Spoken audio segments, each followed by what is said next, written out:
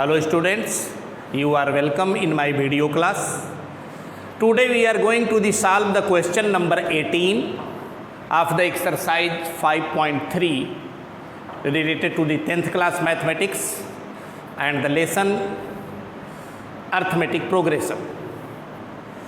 So what is the question number 18? A spiral is made up of successive semicircles with centers alternately at A and B, starting with centers at A of ready 0.5 centimeter, 1 centimeter, 1.5 centimeter, 2 centimeter, dash dash as shown in figure. Figure आपकी बनी है, भी हम समझा रहे हैं figure को. What is the total length of such a spiral made up of 13 consecutive semicircles? और यहाँ पे आपको पाई इक्वल टू 22/7 लेना है. हिंदी में समझ लीजिए इस क्वेश्चन को. अब एक स्पाइरल बना हुआ है जो कि जब स्पाइरल बन रहा है तो सेमी सर्किल बन रहे हैं. आप देखिएगा अभी पूरे क्वेश्चन को हम पहले हिंदी में आपको समझाएंगे. With centres A alternately A and B, starting with centre at A को सेंटर लेकर के, कहने का मतलब कि जो आपके सेमी सर्किल बन रहे हैं वो भी सक्सेसिव सेमी सर्किल बन रहे हैं, यानी कि ए को सेंटर लिया यहाँ पे, फिगर को ढंग से समझिएगा, और फिर बी से ऐसे होते हुए एक सेमी सर्किल बनता है. इसको समझिए कि ये L1 से इंडिकेट किया गया. ठीक है बेटा, यानी कि ए को सेंटर लेकर के जो पहला सेमी सर्किल बना हुआ है वो जो है L1 से हम इसको डिनोट कर रहे हैं. अब क्या रहा है सक्सेसिव, क्योंकि यहाँ पे आप रेडी पे आइए.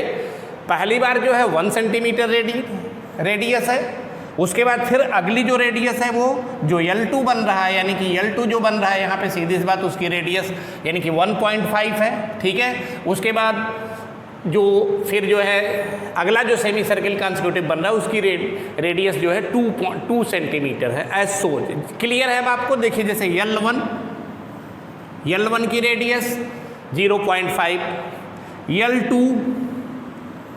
L2 की जो रेडियस है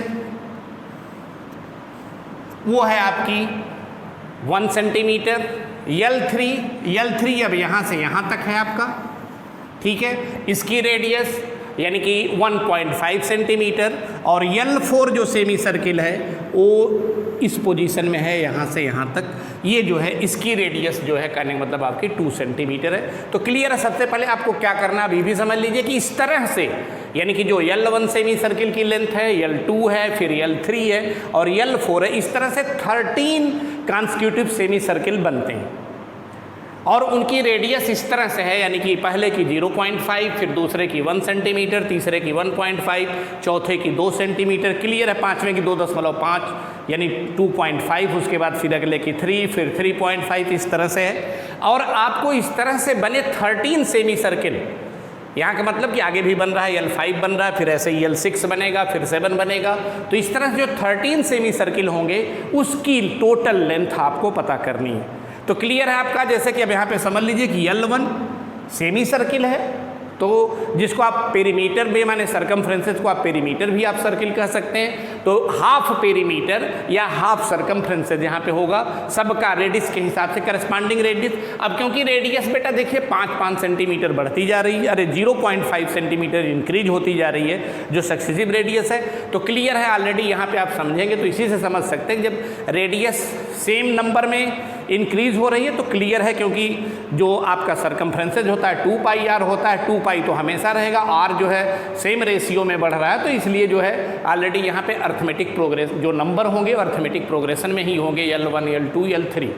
तो क्लियर आपको यहाँ पे L1, L2, L3 यानी कि सब सेमी सर्किल का, जिसको आप कह सकते हैं कि हाफ सरकमफ्रेंसेस, या जो कहने का मतलब कि जिसको आप हिंदी में कहते हैं अर्ध परिधि. ठीक है, वृत्त की परिधि या वृत्त की अर्ध परिधि, लेकिन यहाँ पे आपको निकालनी क्योंकि सब सेमी सर्किल अर्धवृत्त बन रहे हैं. तो इसके लिए आप आराम से, क्वेश्चन थोड़ा सा है आपको समझना है, उसके बाद काम करना है. हमने आपको समझा दिया क्या क्या करना है. अब यहाँ पे सबसे पहले जो कहना है आपको कि रेडियस 1 यानी कि R1 लिख लीजिए यहाँ पे 0.5 सेंटीमीटर, या इसको 1/2 सेंटीमीटर कह सकते हैं. ठीक है, R2 या यहीं पे निकाल R2 भी ले लीजिए, उसके बाद हम आगे काम करते हैं. R2 1 सेंटीमीटर है, R3 जो है 1.5 या इसको लिख सकते हैं 15/10 या इसको काट सकते हैं, 5 3 जा 5 2 जा, यानी कि 3/2 सेंटीमीटर है। और उसके बाद R4 जो है वो ऑलरेडी 2 सेंटीमीटर है। ठीक है बेटा, तो अब यहाँ पे R1 R2 R3 और R4 निकल गया।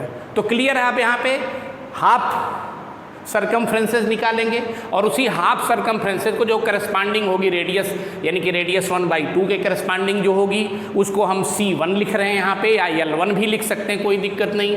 फिर R2 के करस्पॉन्डिंग जो होगी यानी कि L2, यानी कि इस सरकमफ्रेंसेस की माने कि सेमी सरकमफ्रेंसेस होगी या हाफ सरकमफ्रेंसेस होगी, इस तरह से आप निकालेंगे। तो यहाँ पे अब आप हम निकालिए L1। क्लियर है बेटा, जैसे आप सरकमफ्रेंसेस या जिसको हिंदी में परिधि कहते हैं उसका फार्मूला होता है 2πr। पाई डी भी होता है अगर डायमीटर दिया हुआ, व्यास दिया हुआ है तो, लेकिन अगर रेडियस दिया हुआ तो जो सरकमफ्रेंसेस होती है वो ऑलरेडी C = होता है 2πr। आपको यहाँ पे हाफ सरकमफ्रेंसेस निकलना है तो आप क्या लिखेंगे, सीधी सी बात है कि 2πr जो है सरकमफ्रेंसेस होती है, तो हाफ सरकमफ्रेंसेस यानी कि हम यहाँ पे आपको फिर से इरेज कर देंगे। समझ लीजिए कि C = होता है 2πr, तो हाफ C यानी कि = इधर भी हाफ होगा πr, तो 2 से कैंसिल होगा, यानी कि सरकमफ्रेंसेस का जो हाफ होता है πr, या सेमी सर्किल का जो पेरीमीटर होगा उसको आप कह सकते हैं कि πr होता है। ठीक है बेटा, तब यहाँ पे हम इसको इरेज कर रहे हैं। आपको क्लियर हो गया होगा कि जब यहाँ पे हम πr ही यूज करेंगे तो L1 = यानी कि πr1, पाई को अभी पाई ही रहने देते हैं, पाई R1 कितना है 1/2, तो हो जाएगा ये π/2 सेंटीमीटर। उसी तरह से L2 = πr तो लेंगे ही πr2। क्लियर है, तो πr2 का मतलब पाई × 1, यहाँ पे R2 जो रेडियस 1 है तो हो जाएगा पाई सेंटीमीटर। उसी तरह से L3 πr3 हमने इसीलिए सब पहले ही कर लिया है, पाई × 3/2 दैट इज 3π/2 सेंटीमीटर, और सच दैट L4 πr4, तो पाई और ऑलरेडी आपकी R कितनी है, R4 2 है, तो यानी कि तब 2π सेंटीमीटर। ठीक है बेटा, अब यहाँ पे आपके पास L1 L2 L3 L4 हो गया। हमने कहा था कि क्लियर, अगर सेम रेशियो में रेडियस बढ़ रही है तो जो हाफ सरकमफ्रेंसेज होगा सरकमफ्रेंसेज होगा सेम रेशियो में ही होगा, तो ऑलरेडी अर्थमेटिक प्रोग्रेशन ही बनेगा यहाँ पे। लेकिन फिर भी आप अगर चाहिए तो इन 4 का निकाल सकते हैं, तो एक कहने का मतलब कि आप आइडिया ले सकते हैं, टर्म वही बनेगा। ठीक है, तो यहाँ पे आप D निकाल लीजिए, तो D = नाउ D = हो जाएगा आपका L2 - L1। L2 - L1 का मतलब L2 हो गया पाई -π/2। क्लियर, आगे जाएंगे आप तो 2π -π/2 कॉमन हो जाएगा, तो यहाँ पे आपका जो D होगा वो π/2 होगा। अब आप फिर निकाल सकते हैं, आगे का भी एक D निकाल लीजिए, और यानी कि D = L3 - L2।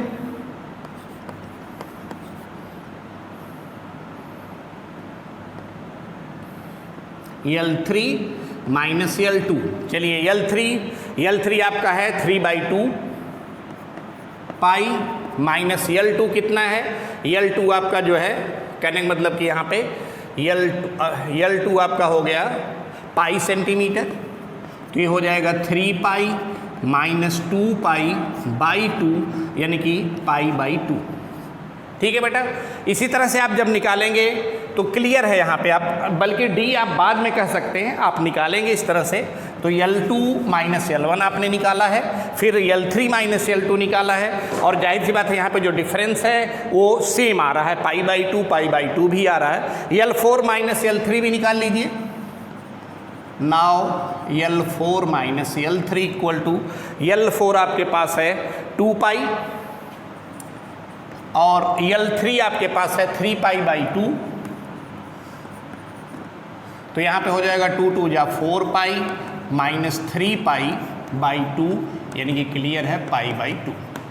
तो आप यहाँ पे कह सकते हैं, आप यहाँ पे जो डिफरेंस है सेम है, ठीक है, तो यहाँ पे आप लिख सकते हैं कि because that L4 - L3 equal है L3 - L2 के, और इक्वल है L2 - L1 के, इक्वल π/2।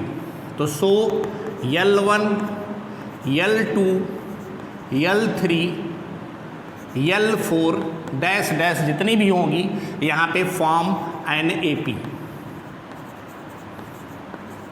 यहाँ पे कि AP बना रही है। ठीक है बेटा, तो आप क्लियर है क्योंकि आपने निकाला है L2 minus L1 L3 minus L2 और L4 माइनस L3, ऑलरेडी सब जो है डिफरेंस जो है π/2 ही आ रहा है, तो डिफरेंस सेम है, तो क्लियर है कि ये L1 L2 L3 L4 dash dash L5 से लेकर के L13 तक या जो Ln तक जो है वो AP बनाएंगे, इस तरह से फॉर्म करेंगे। तो क्लियर है आपको। तो अब यहाँ पे आप, क्योंकि आपको चाहिए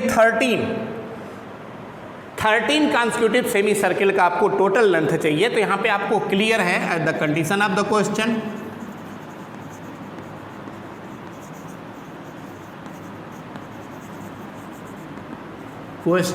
ठीक है, A इक्वल टू हो गया आपका, या A1 कर लीजिए, यानी कि A1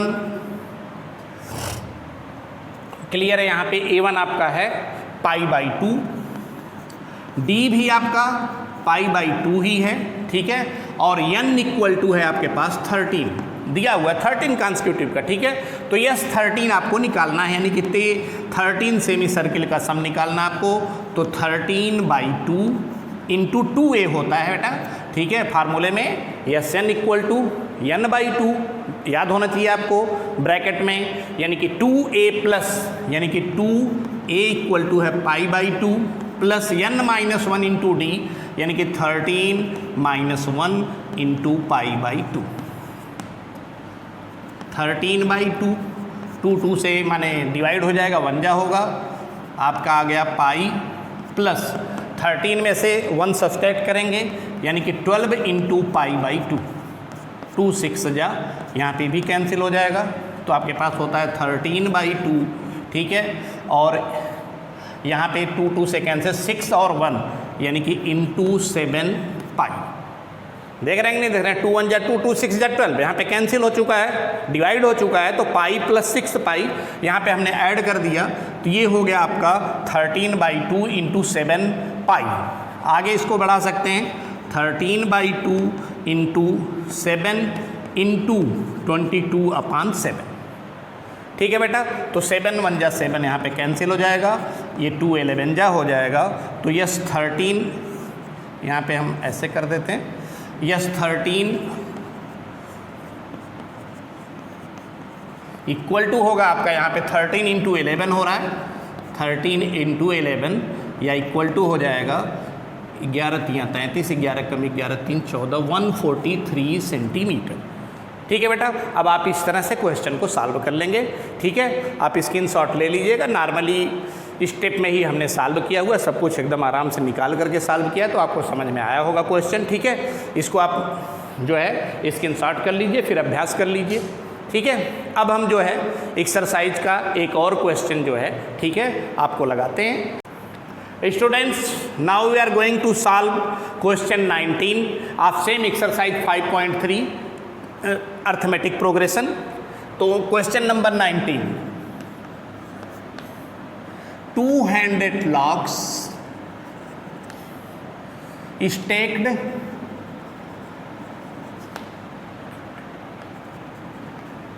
in the following manner.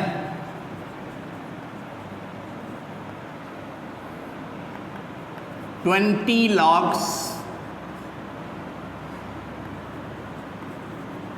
in the bottom row,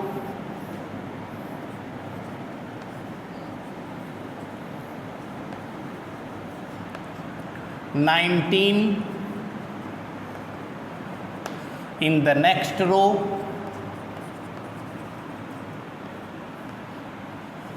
18 in the row next,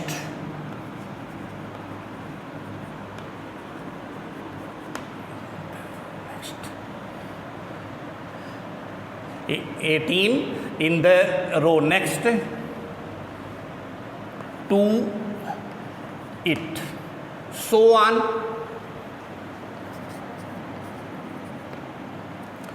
In how many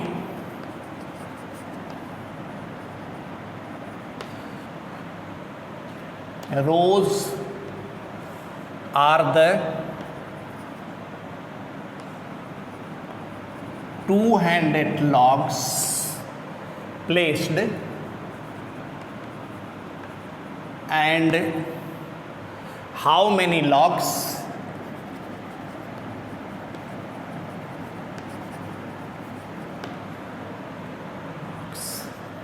are in the top row?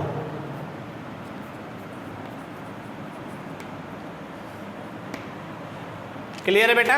Question आपका है कि two hundred log is take in the following manner, जिस manner में दो hand माने 200 log माने लकड़ी के लट्ठे आप समझ सकते हैं हिंदी में, माने एक्सरसाइज में आपके फिगर दिया हुआ है कैसे कैसे रखे हुए हैं लॉक्स, ठीक है?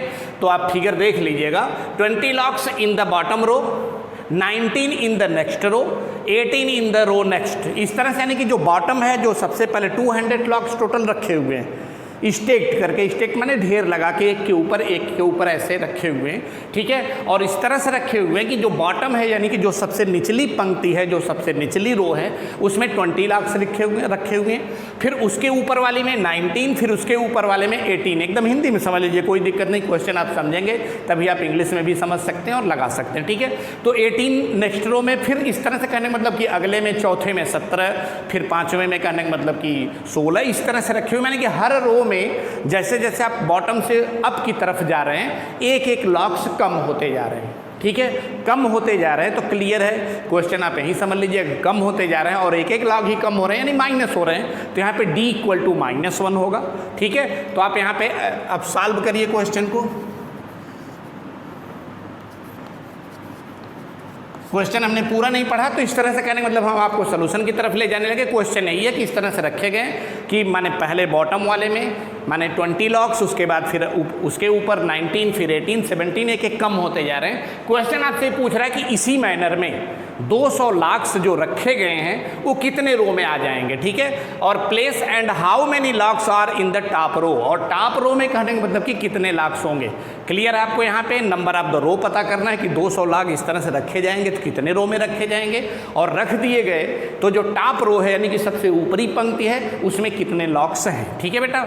तो सलूशन में आपका क्लियर है यहाँ पे। At the condition of the question,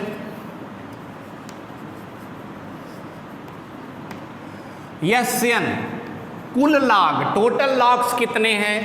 200, एक एक कम होते जा रहे हैं। d इक्वल टू है आपका -1, ठीक है बेटा? और a भी आपको पता है, a बराबर है आपका पहले रो में कितने रखे गए हैं? 20 रखे गए हैं, और 19, 18 तो आप इस तरह से पता कर लेंगे, हम उसको लिख नहीं रहे हैं, यानी कि एक एक कम होते जा रहे हैं, तो d इक्वल टू ऑलरेडी -1 है। इसका यूज आप वहीं कर सकते हैं कि 19 - 20 तो -1 आएगा। यहाँ पे आपको अब नंबर ऑफ द रो पता करना है, तो यहाँ पे मान लीजिएगा let the number of rows equal to n, ठीक है? आप एस एन के फार्मूले पे जाएंगे, यानी कि वैल्यू आ जाएगी, तो एस एन यानी कि आपका फार्मूला लिख लीजिए, S N equal to n/2 होता है 2a plus n-1 into D.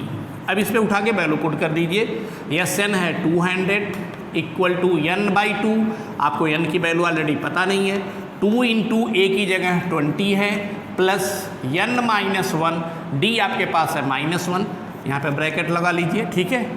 अब यहाँ पे इसको इधर भी ले सकते हैं, 200 2 जा, या भी रहने दीजिए, बाद में देख लीजिए, n/2 40, और यहाँ पे -1 का मल्टीप्लाई इसमें होगा यानी कि -n होगा, और माइनस मल्टीप्लाई -+1 होगा, ठीक है? अब यहाँ पे ले लीजिए 202 इधर आएगा तो हो जाएगा 400 इक्वल टू n, और 40 में एक और ऐड हो जाएगा 41 होगा और -n, ठीक है?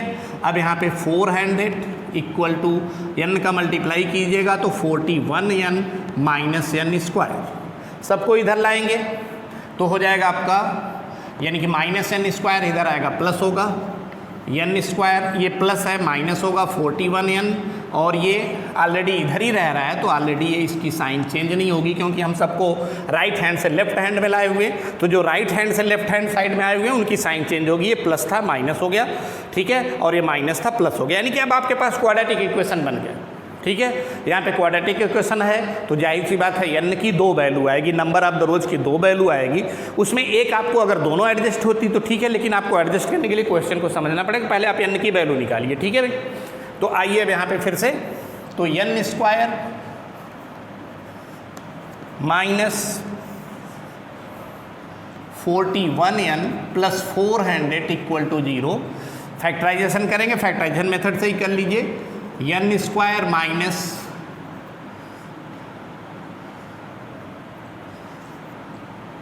25n minus 16n। देखिए अब इसको कैसे तोड़ते हैं, कक्षा 8 से ही पढ़ते आ रहे हैं। माइनस 25 माइनस 16, 6 5 11 और 2 1 3 1 4, यानी कि ऐड करने के बाद दोनों इंटेजर्स को इसके बराबर आना चाहिए, मल्टीप्लाई करने के बाद AC के बराबर होना चाहिए। पिछली क्लासों में आप पढ़ चुके हैं। 16 5 जा 80 0 हुआ, 16 2 जा 32 और 8 हो गया 40 हो गया। क्लियर है, आपको पता है ये सब पुराना सिस्टम।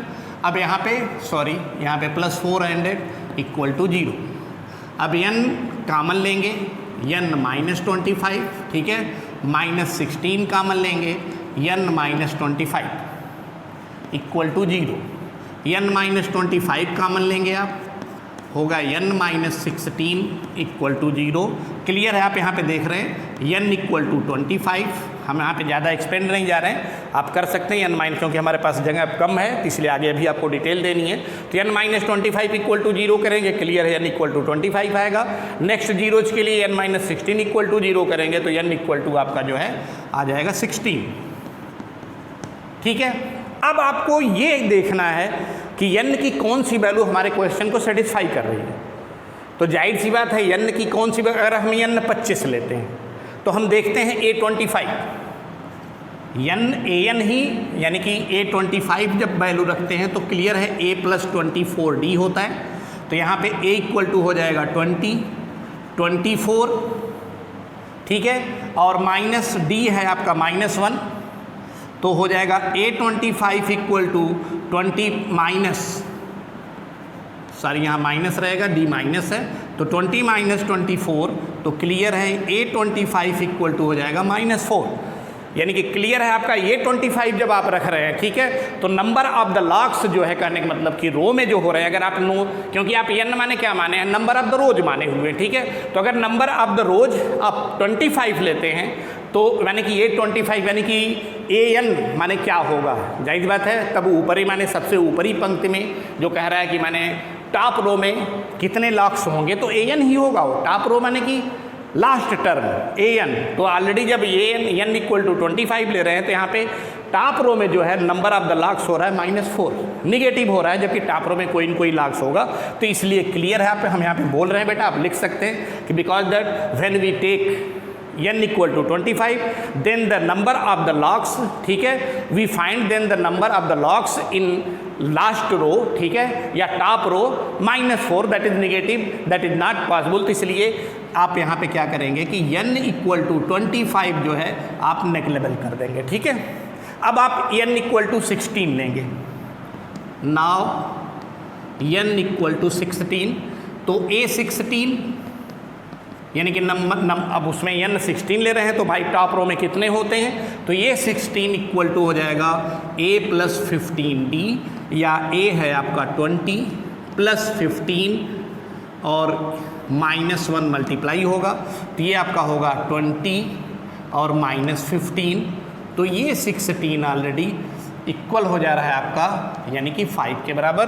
तो यहाँ पे अब A16 जो हो रहा है, सारी बेटा यहाँ पे थोड़ा सा नीचे लिखना है, A16 इक्वल टू 5, तो यानी कि आप यहाँ पे n इक्वल टू, अब हम यहाँ पे बोल दे रहे हैं, लिखने की जगह बहुत ज़्यादा है नहीं, तो यानी कि तब हम यहाँ पे n इक्वल टू 16 जो है एक्सेप्ट करेंगे, क्योंकि n इक्वल टू 16 जब ले रहे हैं बेटा सॉरी, तो जब इसको टेक कर रहे हैं हम, तो जाहिर सी बात है टॉप रो में जो नंबर ऑफ लॉक्स हैं वो 5 हैं, तो यहाँ पे ये एक्सेप्ट होने लायक है।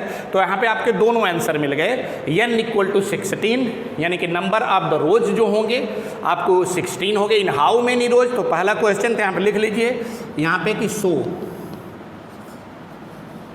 number of the rows equal to 16 and number of locks in top row equal to 5। Clear बेटा? हो सकता है नीचे जाने पे आपको दिख नहीं रहा, तो हम फिर से बोल दे रहे हैं क्यों हमने n इक्वल टू 25 नेगलेक्ट किया। आपको एकदम साफ सुथरा है कि n इक्वल टू अगर 25 लिए तो टॉप रो में जो लॉक्स के नंबर थे वो -4 है, नेगेटिव है, तो n इक्वल टू 25 हमने नेगलेक्ट कर दिया। अब n इक्वल टू जब 16 ले रहे हैं तो टॉप रो में नंबर ऑफ द लॉक्स जो है 5 आ रहे हैं, यानी प्लस है, तो इसको हम एक्सेप्ट करते हैं। तो यहाँ पे आपको क्वेश्चन दोनों आंसर यहाँ पे आप मिल जाएगा इसी के हिसाब से कि n इक्वल टू 16 जो है वो एक्सेप्टेबल है। तो so the number of the rows in the stacked equal to 16 and number of the logs, ठीक है, in the top row equal to 5। ठीक है बेटा? क्लियर है? इसी तरह से एक क्वेश्चन और आपका लास्ट रह जाता है, लेकिन उसमें भी वही है, माने एक बाल्टी है रखी गई है, पोटैटो रखे गए हैं, ठीक है, उस पोटैटो को उठाना है फिर बाल्टी में रखना है, टोटल जो लेंथ होती है इस तरह से 10 पोटैटो रखे हुए क्वेश्चन है। अब एक क्वेश्चन के लिए सीधी सी बात, आपको जैसे हमने स्पाइरल वाला क्वेश्चन लगाया था, ठीक इसके पहले जो हमने लगाया हुआ है उसी तरह से आप वहाँ पर भी डिस्टेंस 1, डिस्टेंस 2, डिस्टेंस 3 पता कर लेंगे। लड़की जा रही है, पोटैटो वहाँ से उठा के फिर बाल्टी में डाली, यानी कि जाने में और आने में वहाँ पे डिस्टेंस भी दिया हुआ है। उस तरह से आप D1 D2 निकाल करके उसका कॉमन डिफरेंस निकाल करके और सेम वे में आप वहाँ पे क्वेश्चन लगा सकते हैं बेटा। इस तरह से आज हम जो है अर्थमेटिक प्रोग्रेशन चैप्टर को, कहने का मतलब हम यहीं पे अब एक तरह से हमारे हिसाब से जो माने इस लेसन में जो क्वेश्चंस कहने का मतलब कि रह गए थे, जो वर्ड प्रॉब्लम के क्वेश्चन थे, वैसे पिछली साल जो या जो पीछे बच्चे एग्जाम नहीं दे पाए कोरोना की वजह से, उसमें ये क्वेश्चंस कटे हुए थे SN के वर्ड प्रॉब्लम वाले, लेकिन हमने इसलिए सॉल्व कर दिया क्योंकि हमेशा तो ऐसा रहेगा नहीं ना, भगवान करें कि हमेशा ऐसा रहे, तो आपको इस क्वेश्चन को पढ़ना, इसकी जानकारी रखनी जरूरी है। ठीक है? इसलिए अब नेक्स्ट वीडियो जो हमारा होगा आपका वो ट्रायंगल से रिलेटेड होगा बेटा। ठीक है?